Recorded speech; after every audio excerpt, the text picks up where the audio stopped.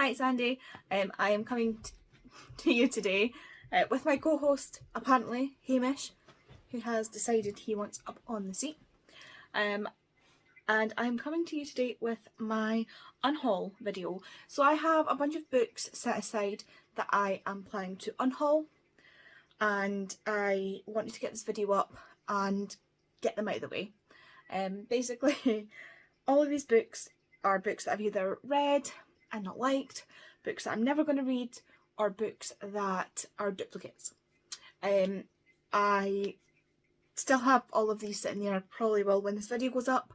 I've put them on Discord and Facebook and things like that to see if anybody wants them, because I'm happily giving these books away.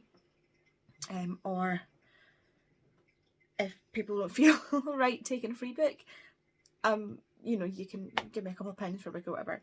So, if anybody wants any of these books, feel free to message me on Twitter. My handle is just AZebraReads. And yeah, I'm just going to get started. So the first is actually a trilogy, and that is Trudy Canavan's Age of the Five books. So we've got Priestess of the White, The Last of the Wilds, and The Voice of the Gods. I actually got, you can't see them from here, but I got new copies of these because these are obviously, they don't match. So I got a new paperback version of the first book, and when I got here I discovered that it is bigger than these two, so I just got the whole set. I managed to get them on points or gift cards, I can't remember, so I didn't actually technically buy them, but these are duplicates. This is a series or a trilogy that I really like. It's one of the only high fantasy settings that I actually really like because I actually understand it. So I definitely recommend this. This is just so happens to be a duplicate. The next is Colima Tales by Varlam Shalamov. I got 200 pages into this and I just couldn't read anymore. It's basically the stories, each sort of thing, it's short, not short stories, but each chapter, as it were, is a separate story from a separate person who unfortunately was sent to Colima, which was a work camp, a labour camp in Russia or Siberia. It's Soviet forced labour, but in Siberia. And it is as depressing as you think it is. It's awful the way they were treated, the things that happened there. It's horrible. And I got halfway through and just couldn't do it anymore. So I do think this is something that's really important, but it's just something I couldn't read. So I'm also just going to unhaul this. I'm never going to read it again anyway. Next one hurts me because it's so pretty, and that is Witches Steeped in Gold by Sienna Smart. This is a beautiful cover. It's based on African mythology, a specific type of African mythology, but I can't quite remember right now. And it is about these two people, one who has magic and one who does not. And funnily enough, the ones who have magic are the ones that are currently the lower down in society, punished for just being born, that sort of thing. And it's a sort of fantasy quest. And I'll be honest with you, that's at most what I can tell you about it. I've read the whole thing, didn't understand it at all. I read the audiobook, I listened to the audiobook and sometimes read along, but it was, I don't know, I just didn't flow with it, I didn't follow it. I'm sure if fantasy is your thing, then this would absolutely be your thing, but for me it was just too difficult for my tiny brain, as it were. Next is Gone Girl by Gillian Flynn? I'm not quite sure. I hear Gillian a lot. Anyway, I have read this and seen the movie and I'm never going to read it again. It is a thriller, mystery, I'm not even sure how to put this. Basically, guy's wife goes missing and there's, you know, everybody thinks he's killed her or done something to her, blah blah blah. And you see it from the wife's perspective and from his perspective, and that's all I remember about it, other than the fact that I did not like it. It's an interesting concept and people who like it love it, but it's just not for me. I'm not a thriller reader, and once I've read a thriller I don't often read them again because you know what's going to happen, so there's not much point in reading it as far as I'm understanding. In saying that, I have a terrible memory, but the plot twist in this is such that I distinctly remember it because I distinctly disliked it. Next one is Kate Morton's The Lake House. This, I didn't realise when I picked it up that it was a detective story, and I don't like detective stories. I've never gotten along with them other than Patricia Cornwell, and that I don't even see as a detective story because she's because she's a pathologist, not a detective. There is a detective in it, but it comes from the point of view of the pathologist, which is what I find really interesting, given that I studied and have a degree in forensic science. So this to me is not something I'm going to be interested in, and it's also one of the characters apparently writes detective novels, so there's nothing about this that actually interests me now other than the split timeline. But I just, for that size of a book, to put that much investment when I'm not really interested, I'm just not going to do it.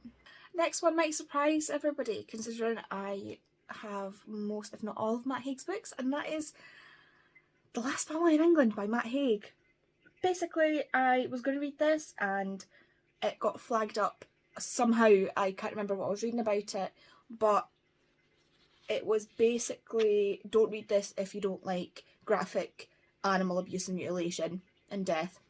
And that immediately took it right off my radar, because I can't, that is the one sort of trigger, I suppose, that I cannot read.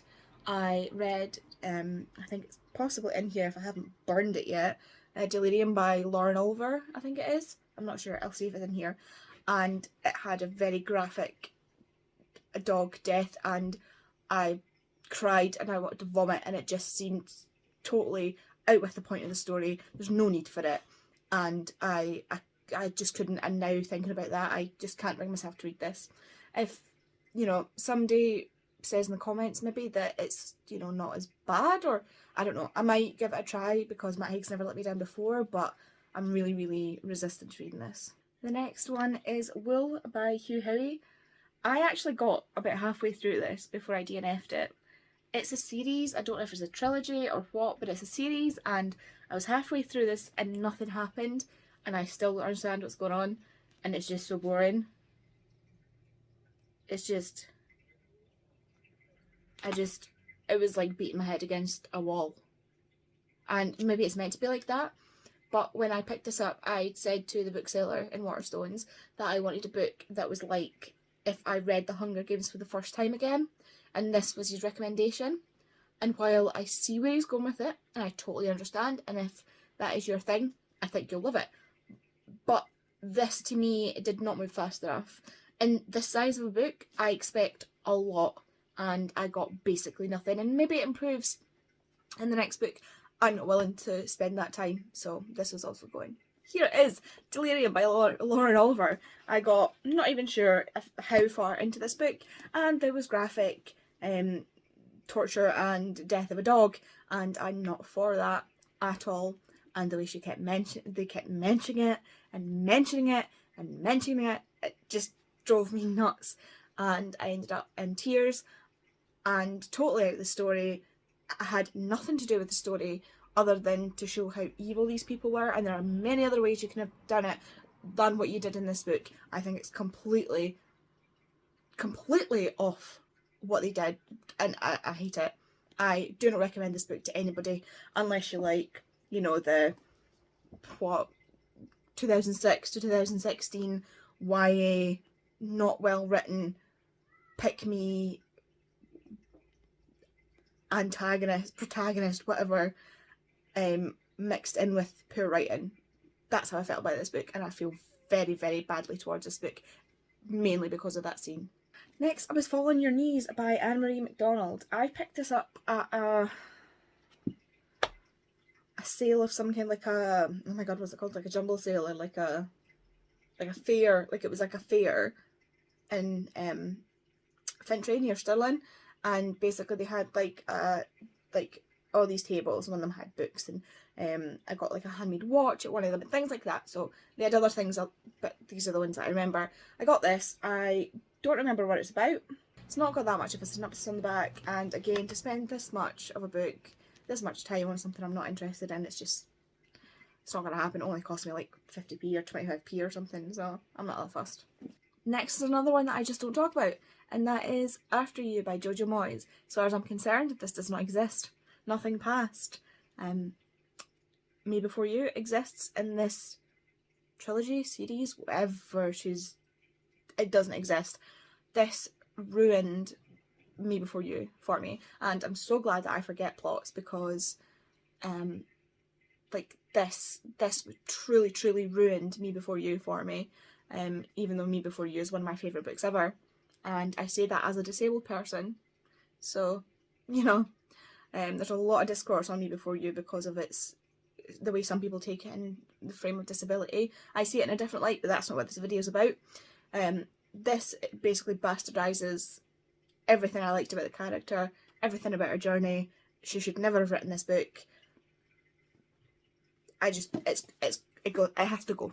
The next one I bought was because I was in my YA era, and that was The Forbidden Game by L.J. Smith. I have a lot of L.J. Smith books. She wrote the entire Vampire Diaries books, and another set of books that I'm looking for that I know she wrote that I really liked, but I can't remember now. Anyway, so an L.J. Smith book that just seemed right up my alley, that's like Jumanji, but YA, but written by L.J. Smith. Just seemed right up my alley. But then again, this much of a book, now that I reread the back of it, it doesn't seem that interesting. I think I got this close to when it came out, which was like, and Night World. She wrote the Night World books and the Secret Circle books. So apparently this is 3 books in one, so this is a trilogy. That's not that bad.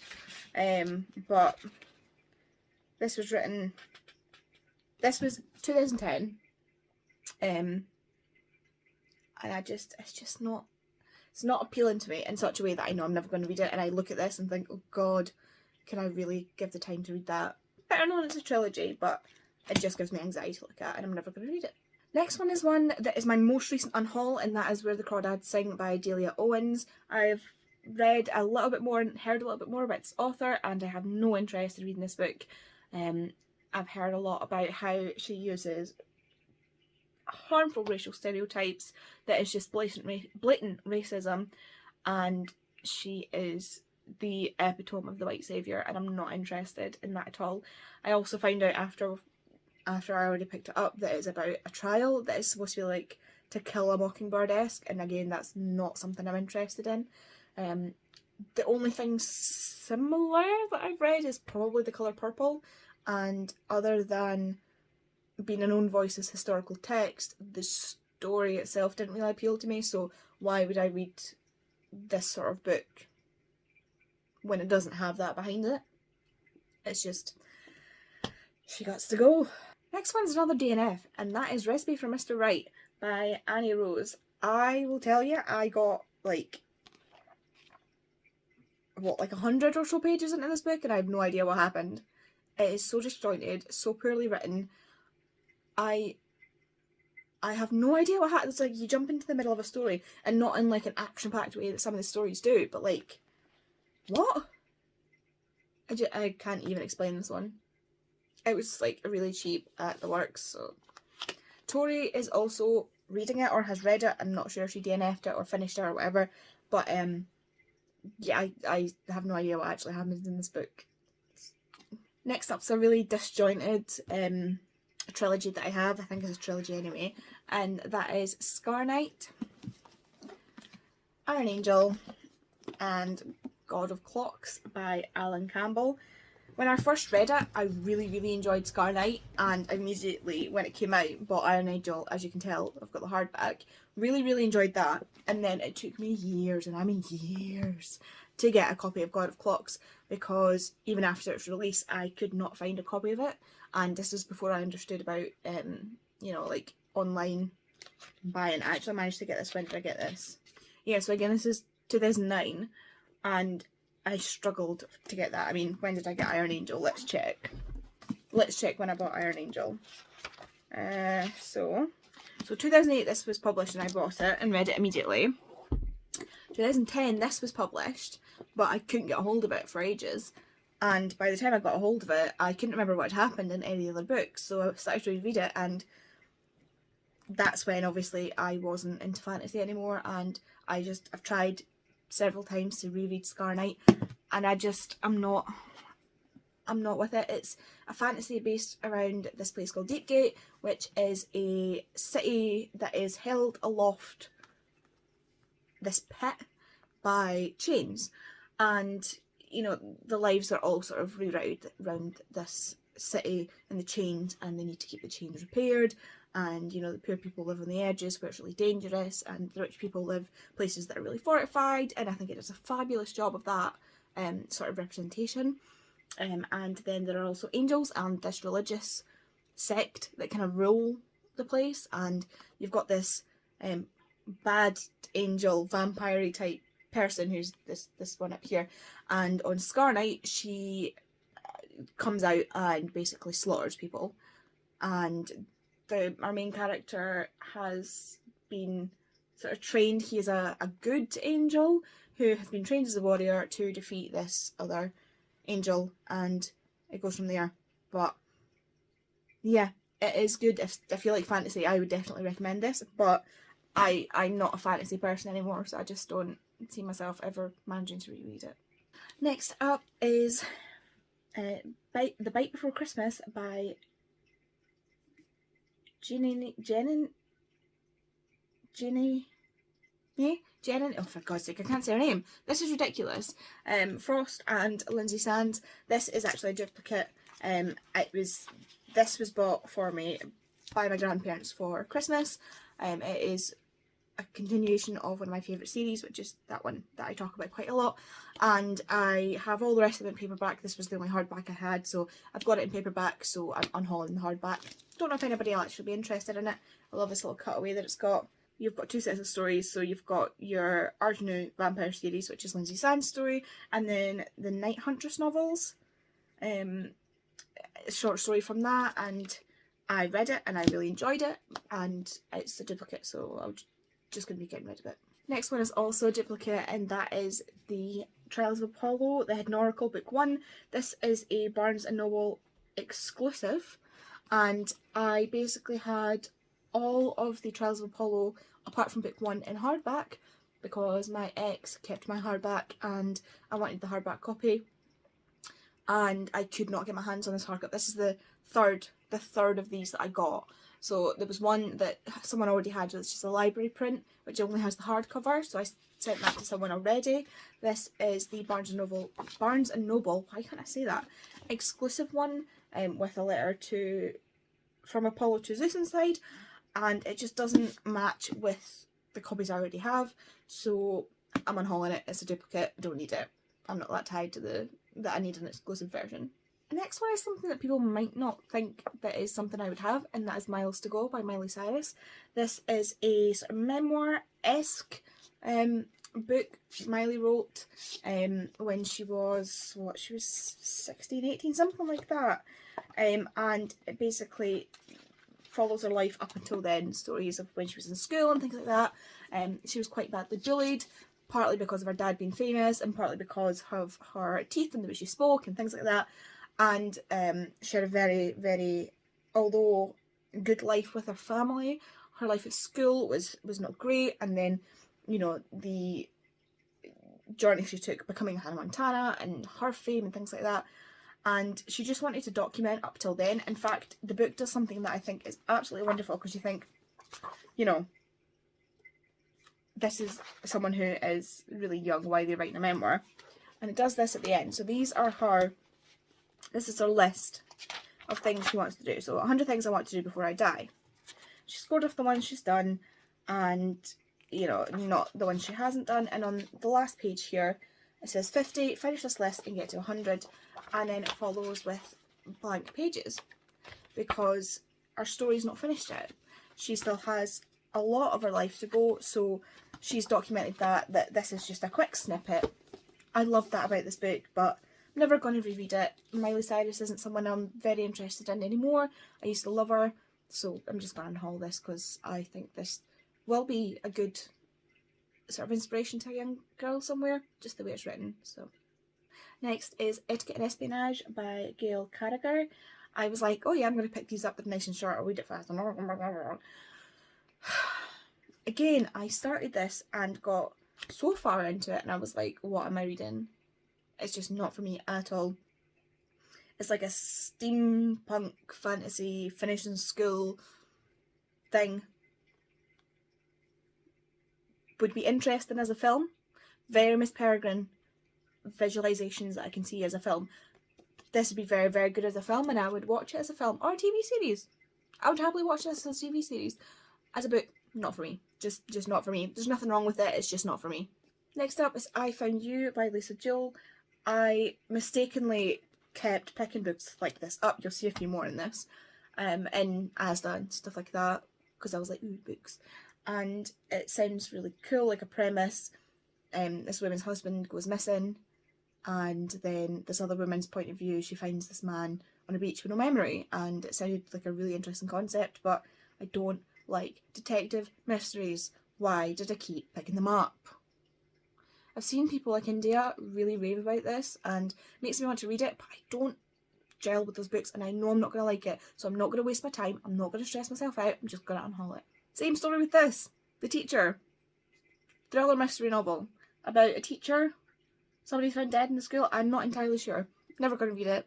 It has to go, and that is by Katerina Diamond. Somebody who likes mysteries? Probably. Me, not so much. We're just going to keep going with this theme. The Bonefield by Simon Kernick. My wife bought this for me thinking it was something that it wasn't. She thought it was going to be like a World War II historical fiction, I think, or like Patricia Cornwell style of novel rather than what it is, which is a detective novel. And I don't even think this is the first in a series, so, you know, she knows I'm unhauling it. She knows it's not my thing, and she admits that it's not what she thought it was, so she's not surprised that I'm unhauling it. It's embarrassing, it just keeps going. We've got Black Eyed Susans by Julia Haberlin. I even tried to listen to the audiobook of this, and oh my god, I don't know if it was just, like, if you've read the audiobook of this, just tell me, is it a terrible Southern American accent, or, like, is it just me? But I thought this was going to be really interesting because it was about a serial killer and a stalker, and then it just wasn't. Again, as a TV show, episode of, like, Criminal Minds or something, this would be amazing to read. Not my thing. I got so far into this and just had to DNF because it was making me slump. So this is going to the pile. Next up is Unseen by L.J. Smith. So basically L.J. Smith wrote the Vampire Diaries books, and she wrote so many up until a point where, so basically the publishing house owns the Vampire Diaries rights, and L.J. Smith was recruited to write these stories. So it's not L.J. Smith who's approached someone and said, I have these stories, please publish them. The publishing house has gone, we have these stories, someone needs to come and write them. So she wrote the books up to a certain point, and then when she started taking the story in a way that they didn't like, they basically got rid of her and got a ghostwriter, kept the name L.J. Smith against it, and completely ruined the series. It twisted from being, it sort of immediately 180'd from being her story right into, we're going to catch up with the TV series, which was terrible. I like the TV series, I like the book series. As is with a lot of TV adaptations, the stories are very, very dissimilar, and the fact that they just rammed this difference in completely ruined the series for me. I didn't know this until I've been reading it, not this one of the ones where it changed, and thought, what the hell is going on? This makes absolutely no sense, because suddenly everything changed, and that's why. So this is definitely one of the new ones that I will be getting rid of. I will need to reread it again to see up to the point where L.J. Smith no longer writes them, and I'll be unhauling them as well. Okay, so this is one that people probably will be surprised that I'm getting rid of, but not if you can spy it in the background, and that is The Red Scrolls of Magic by Cassandra Clare. This is a duplicate, that's why I'm getting rid of it, because someone else deserves the beauty of this book in their lives. As you can see, my copy is right there. I've got The Red Scrolls of Magic and The Lost Book of the White in the paperbacks, and the exclusive paperbacks as well. I do not need a paperback copy of this as well. My Cassandra Clare shelf takes up this whole shelf, and then some down on this shelf.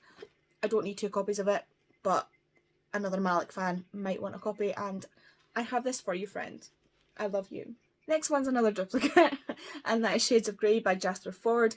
One of my friends, Fiona, really loves this author, loves this book, and she recommended it to me, and I went and bought a used copy off of a Books, I think it was, and then for Christmas that year she got me a new copy of the book, so I'm just getting rid of the copy that I bought and keeping the brand new version that she got me. This is about a world where colour has become, it's like a future and which colour has decided people's ranks. So, you know, you've got reds and you've got blues and you've got greens, and they can only see that colour. And depending on how brightly they can see that colour depends on their status. And then there are other things like, I think like reds are kind of like mid-level, greens are more important, things like that. And there are these people in the world called greys who can't see any colour, and they are the lowest of the low. They are pretty much in servitude, which is unfair, and this book ends on the start of a revolution, which you then don't get to see because Jasper Fforde hasn't written the next book yet. Can we get the next book, sir? It's been how many years? I'll tell you how many years. It has been 12 years. What in the George R.R. Martin? Can we have the next book, please? Because I really, really, really would be interested in the next book. Because this on its own, I did not enjoy. This as the start of a series would be fantastic. And we know it's meant to be a series, so give us the next book, please. Kindly. The next are basically 2 copies of the same book again that I don't really need, and that is Magical World of Harry Potter, A Treasury of Myths, Legend and Fascinating Facts by David Colbert. And it's the same book. It's the same book that... this is the first one, and this is the updated version that I got bought when I was a child, and it's basically like an encyclopedia of the... so you've got like the Dark Mark, characters like Gregory Goyle, the Miraverse, the Sphinx, blah blah blah. It's not approved by J.K. Rowling. So she never got any money for this, which is the only upside. Otherwise, I've never really read them. I'm not really interested in them. I don't have a out and proud collection that I want to display this with. So into the Unhaul pile you go. Next up is a series, a trilogy that I bought and really should have read straight away, and that is The Witch's Kiss, The Witch's Blood and The Witch's Tears by Catherine and Elizabeth Corr. Catherine and Elizabeth Corr wrote The Beautiful Creatures together, and I really, really enjoyed Beautiful Creatures, and this is about a girl who finds out she's a witch, or her family are witches.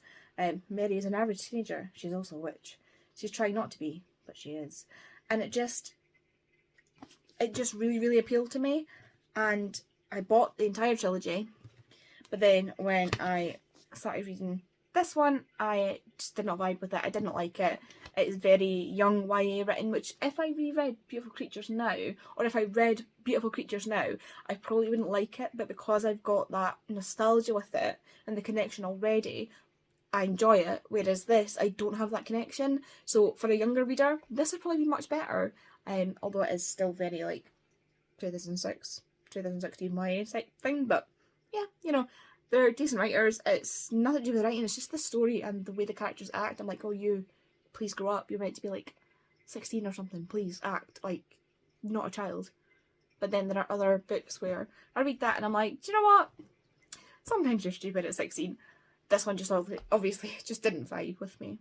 And the last bit, definitely not least in this list, is another series, and that is The Darkest Minds. I've actually read The Darkest Minds and Never Fade, and after reading those 2, I can't be bothered to read the other 2, and apparently there's a 5th as well, or is it just the 4th, and this is like before? No, yeah, apparently there's a 5th as well, and that's like a prequel.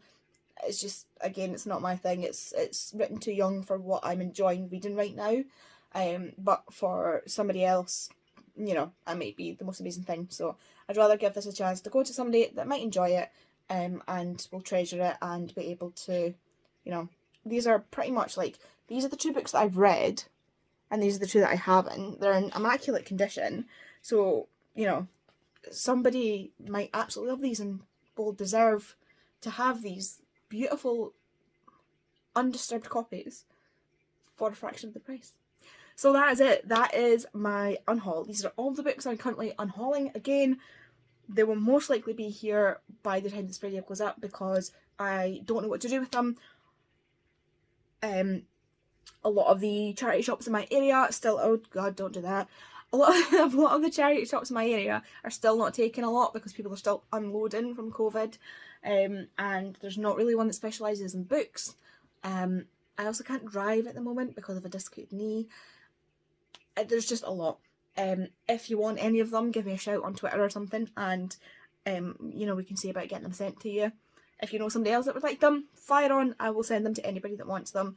If there's any you think that I should give a second chance, please let me know, and I might do it for, you know, something else, like a try a first chapter, or reading books that I'm going to unhaul that are being recommended, something like that. But yeah, that is the end of this video. Hamish has been there the entire time. Can you see him? Say hi. He's fast becoming a... I'll shift so you can see him.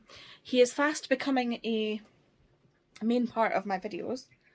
Oh, he's decided to move now. He's easier. Oh. He's fast becoming a staple in my videos, so if you want to see more of me and Hamish, please do subscribe, and if you like the video and you want to leave me a like, I would greatly appreciate that, and so would Hamish. See? He says like it, because Mummy has to do something since she handed her notice in at work, and is not able to work at the moment because she's too unwell, so yeah, that's fun. Anyway, that's for another time. I'm fine. I'm okay. Hamish is okay. He gets me 24/7 and he loves it. He does. But yeah, thank you so much for watching this, and let me know anything you want to say in the comments. But just, yeah, thanks so much for being here. Bye.